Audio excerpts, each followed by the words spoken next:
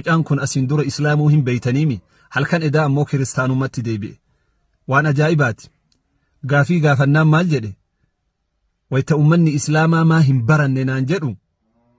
nama guddarraa barataatiniin jira jedheetiniin jara shawwadee jedhe nama tokkon shawwanne uf shawwadde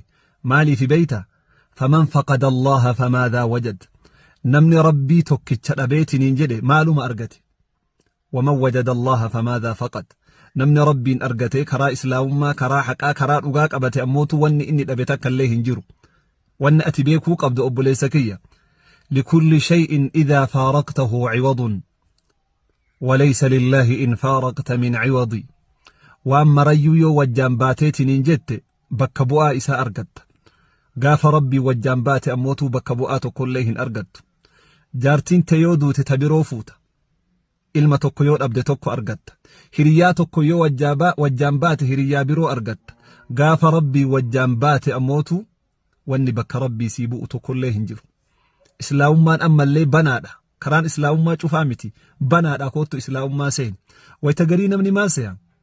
islaamummaa keessaa yoo baheetiniin jedhe waan yookaa islaama rakkisu waan yookaa islaamummaa hir'isu itti fakkaata haqiiqaan dubbii akkasii miti in takfuru antum waman fil ardi jamiica fa inna allaha laganiyyun ani ilcaalamiin nama tokkoo miti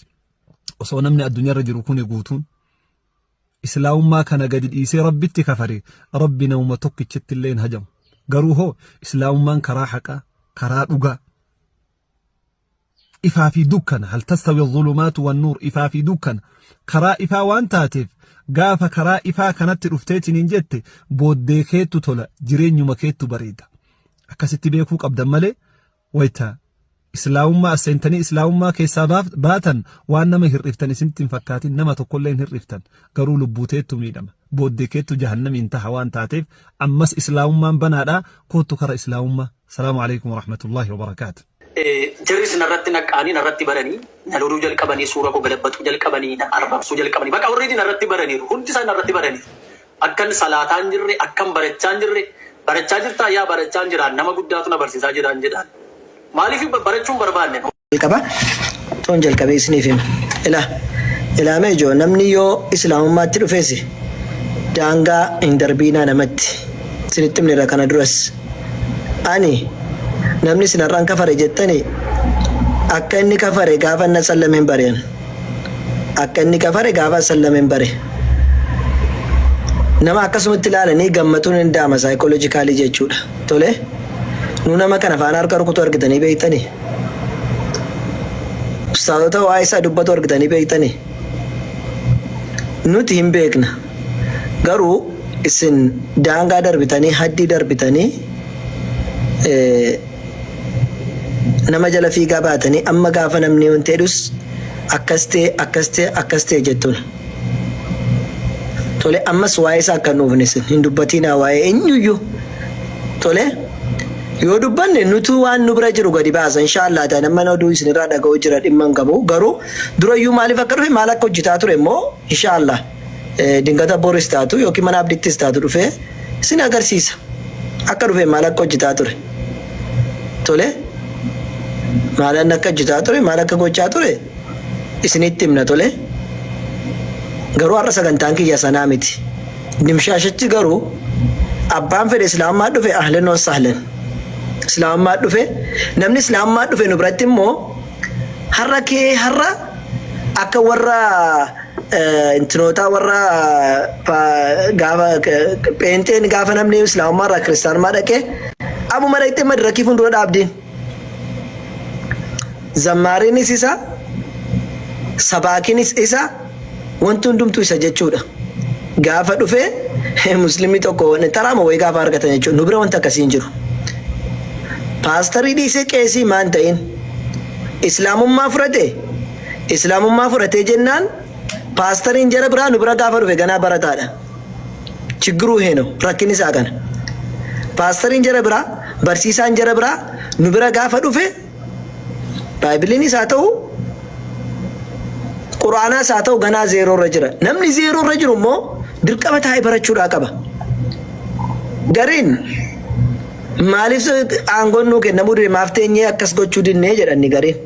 hin ta'u waan akkasii ganaa otoo hin baratiin osoo hin hubatiin har'a kaanii har'a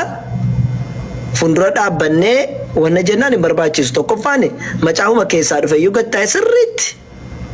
barachuu qaba nu biratti. Macaafuma keessaa dhufeyyuu macaafuma qulqulluu jarri jedhanii achitti paastarii dhufe asitti gattaa'e sirriitti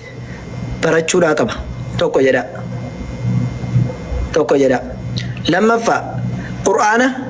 dhufee aliifii irraa kaasee barachuudhaa qaba. Islaamummaa sirriitti aliifii baratee qur'aana baree tafsiira baratee beezikii ta'an amantaa islaamummaa keessatti hin baratu taanaan nam tokko har'a dhufee yoo inni fuuldura na dhaabaa jedhe yoo inni har'a dhufee koottaati imaaman ta'a jedhe ayi jennaani takka otoo hin baratiin osoo hin hubatiin hin jiru. Islaamummaa keessatti barsiisaa ta'uun bar har'uma kaatee shamizii adii uffattee miti bar islaamummaa keessatti waagaa yaas kaffilaal. Islaamummaa keessatti wanta ati riisarchii gootee sirriitti qo'attee hubattee yeroo sitti fudhata bar islaamummaa keessatti. Har'a baatee kopportaa lafa keessa kopportaa biraa fudhattee taa'essee madirakii kanarraan qabadhee waa'ee islaamummaa maaf hin barsiisne maaf kanan godhee jette leelaa nagarnoo yaa sirriidhaa miti. Saniifuu islaamummaa keessatti teessee dhaggeeffachuu barbaachisaa akkamitti akka barsiisan teessee barachuu barbaachisa maal barachuu akka qaban akkaataa salaata hubachuudhaa qabda sii galee. Har'a dhufee maa imaaman taane har'a dhufee maaliif tiktok irratti wannan jenne har'a dhufee maaliif hin fassarre har'a dhufee maaliif quraana hin barsiisne har'a dhufee maaliif akkas hin gooneen hin barbaachisu. Gariin bakka argachuuf kan dhufee jira sun immoo ta'u islaamummaa keessatti gattaa'e baradhuu jedhamaan. Nuni gattaa'e baradhuu jennaan. Ennumtuu taanaan namni islaamummaatti gara fuulduraatti dhufuuf deemtullee islaamummaan kan beekumsaati. Beekumsa malee baheen barsiisa hojjette namni sirraan fudhatu. Achitti ati teesseedhuma waan iyyaa oolteef waan sagal jechaa oolteef barsiisa waan siin jechaa oolaniif as dhuftee bakka ati paastariidha waan siin jedhan nu biratti paastar miti gaafa dhuftooti. Nu biratti ganaa barataadha. Teessee barachuu qabda. Si galee sadarkaa nuti ittiin paastar jennee waamaa turre sadarkaa ittiin nu biliin mari'attu sadarkaa ittiin namoonni keessi waamanii paastar siin jenna gaafas dhuftu moo ganaa barataadha nu biratti. Seentee garee keessa baratta teessee hin hubatta akkaataa salaataa waa hunda hubatta malee bahanii maasirraa iyyaa ooluun barbaachisaadha miti. Namoonni tokko waan kana waan dhabaniif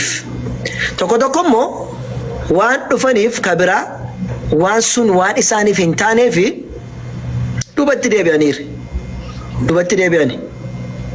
Muhammad ሰዎቹ ከመጡ ንገራቸው ጻፉ ብዬ የለ ቁጥር ጻፉልኝ። ተስማማን ጀማ ከናፉቲ ቦሌዋን ኬና ወንስ ሊን ጀቹራ በርባዱ ኢንሻአላህ ዱፈኒ ማለው ከጅታ ቱረና መንታ kana keessatti ኢንሻአላህ ፍኔ agarsiisna wanni jara dhufaniif maalinni dhufanii maalo hojjetaa turani finni agarsiisna sinii galee finni agarsiisna obsa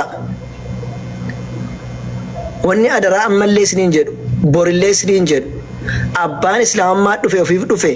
baga jannata argatte baga islaamummaa dhufte welcome bakka gaadha kun san booddee taayitii baradhu akka inni baratu godhuun dirqamadha. Harka rukuttanii maal jettee cabacabaa baatanii ofii keessanii fiddanii mataarra keessanii kaatanii gaafa ni deebi'e keleen akkas ta'e. Wallaahi adiidha bar. Adiidha abbaan fedhe dhufe abbaan fedhe deeme waan nuti nu qorrisiisu miti nuti. Sinii galee saniifuu abbaan fedhe haa dhufu abbaan fedhe haa deemu. Islaamummaan kan rabbi namaa kennu rabbitu isaaf kenne ahliin wasaaleen taa'ee baratu. Hindeme rabbitu isaaf hin feene waan dhufeef hin arganne haa deemu. Gaafa dhufu sarka dibbee nutti reebina gaafa deemes ekeleen akkas ta'e hin ta'in haa deemu maal isin godhee maal isin irraa balleesse. Mee islaamummaa irraa wanti isinitti irratti jira. Waan tokko islaamummaa irraa isinitti hin irranne bar. Isin irraa hin irranne amantii kee irraa hin irranne Allah irraa hin irranne deeme haa deemu. Sinii galee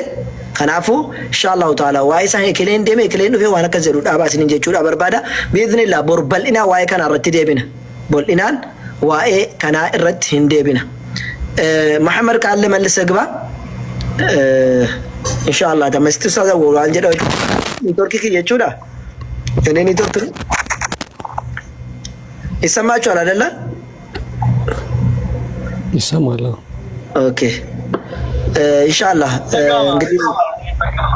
ጀዛኩሙላሁ ኸይረን hundi keessan inshaallati sagantaa qabu kana xiqqoo ishina waliin hordofaati akkam baane jazakumullahu khairan hatta ustaz waliif sabiris ustaz muhammadis akkam baane dhimma wayiitiif as dhufne dhimmi asirra dhufnee fi